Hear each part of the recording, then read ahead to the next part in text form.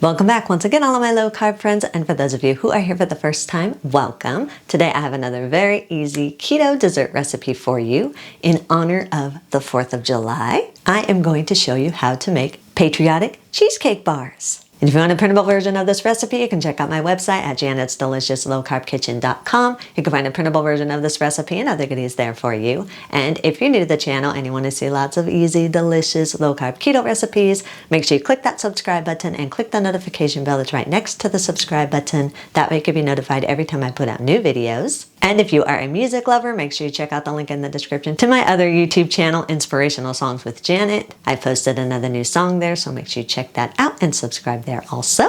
And remember, Monday, Wednesday, Fridays, 1 p.m. Pacific time, I go live on TikTok. If you want to join me there at Janet's Delicious Kitchen on TikTok for our recipes and chill and chats. And if you'd like to help support this channel, make sure you scroll down in the description of the video. You'll see some affiliate links. Anytime you purchase anything using those affiliate links, a small portion of your purchase will go to me and help support the channel. So, while I do all that, let's get cooking.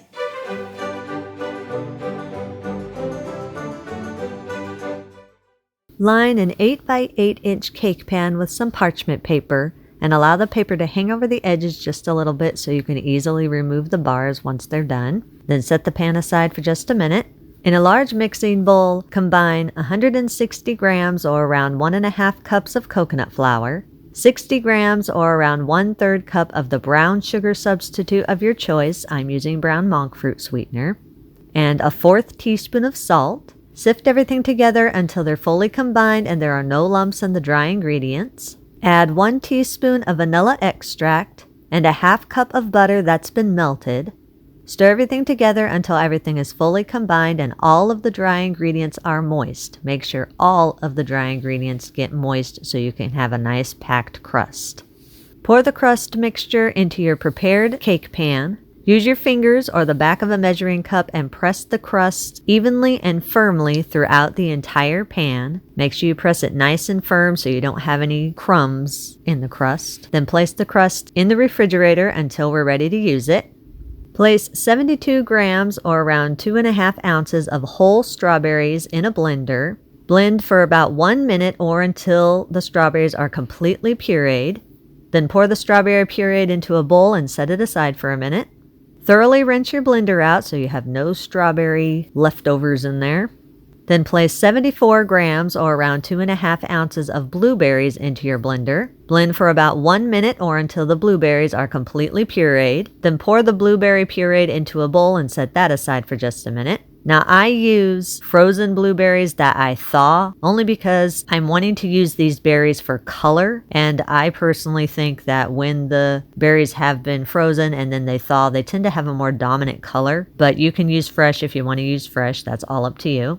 Boil 118 milliliters or around a 1/2 cup of water. I just pour it in a microwave safe mug and pop it in the microwave for a couple minutes until it's boiling. Add 7 grams or around 2.5 teaspoons of unflavored gelatin powder. Use your fork and stir the gelatin powder and the boiling water together for about 1 minute or until the powder is fully dissolved. Make sure it is completely dissolved. Pour the gelatin water mixture into a large mixer bowl. Add 16 ounces of room temperature cream cheese that is very soft. Make sure that your cream cheese is very soft. You want it to be able to beat easily. Beat the cream cheese and gelatin water mixture together on medium speed for about 2 minutes or until it's creamy. Scrape down the sides of the bowl, push everything to the center of the bowl. Add 123 grams or around a 1/2 cup of Greek yogurt. You can use unflavored or you can use any flavor you want. I'm using vanilla Greek yogurt. Beat the Greek yogurt in on medium speed for another minute or until the mixture is completely smooth. Again, scrape down the sides of the bowl, push everything to the center of your bowl. Add 133 grams or around 2/3 cup of the granulated sugar substitute of your choice. I'm using granulated monk fruit sweetener.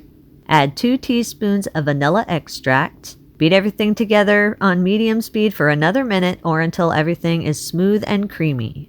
Then again, scrape down the sides of your bowl, push everything to the center of your bowl, and divide the mixture evenly between 3 bowls. It's going to be roughly around 243 grams of the cheesecake filling in each bowl. Add your strawberry puree to one of the bowls with the cheesecake filling. Beat the pureed and the filling together until it's fully combined. If you want to, you can add a little bit of red food coloring so you can have a little bit of a bolder color in your cheesecake. You don't have to do that. You definitely don't want to use a lot of red food coloring because you will be able to taste it, and you don't want that. That'll be gross. I prefer to use gel food coloring because a little goes a long way. You don't hardly have to use any at all. Other food colorings tend to be more watery, and you have to use more, and it also waters down your filling, so it can affect the texture if you add too much. Once the strawberry portion is all combined together, then set it aside for a minute. Take a second one of the bowls with the plain filling, add your blueberry puree to the bowl, then again beat everything together until everything is fully combined and all the filling has been colored with the blueberries. And again, if you want a bolder color, you can add a little bit of blue food coloring for this. And again, don't use a lot. You don't want to taste your food coloring. And again, I am using gel food coloring for this also because a little goes a long way. Once your blueberry portion is all fully combined, then set that aside for a minute. You're going to leave the third bowl plain. Remove your crust from the refrigerator. Scoop the filling out onto your prepared crust. You're going to do this by alternating your red, white, and blue colors. So you're going to scoop out 1/4 cup or so of your red filling, slap it on there, or I guess it's more of a pink filling. Slap it in there. Then you're going to scoop some of the white and scoop it next to the red. Then you're going to scoop some of the blue and scoop it next to the blue. And do this all throughout your entire pan. It's going to be roughly like 5 rows of the alternate colors across and 5 rows of the alternating colors down. So roughly somewhere around in there. You just basically, you want to make sure that your colors are being alternated between red, white, and blue. Once the filling is all scooped out in your alternating colors, use a butter knife and very carefully swirl the colors evenly throughout your pan. You want to make sure that your cheesecake is a nice, smooth, even layer and you have a nice, smooth, flat top. Make sure that you are swirling and not mixing. You want to make sure that your colors stay separated so you can see the individual red, white, and blue colors in it. Once the cheesecake is all put together, place it in your refrigerator and refrigerate for at least 2 to 4 hours or until the cheesecake is completely firm. Once the cheesecake is firm, remove it from the oven. You can serve it just as it is, or you can top it with some berries.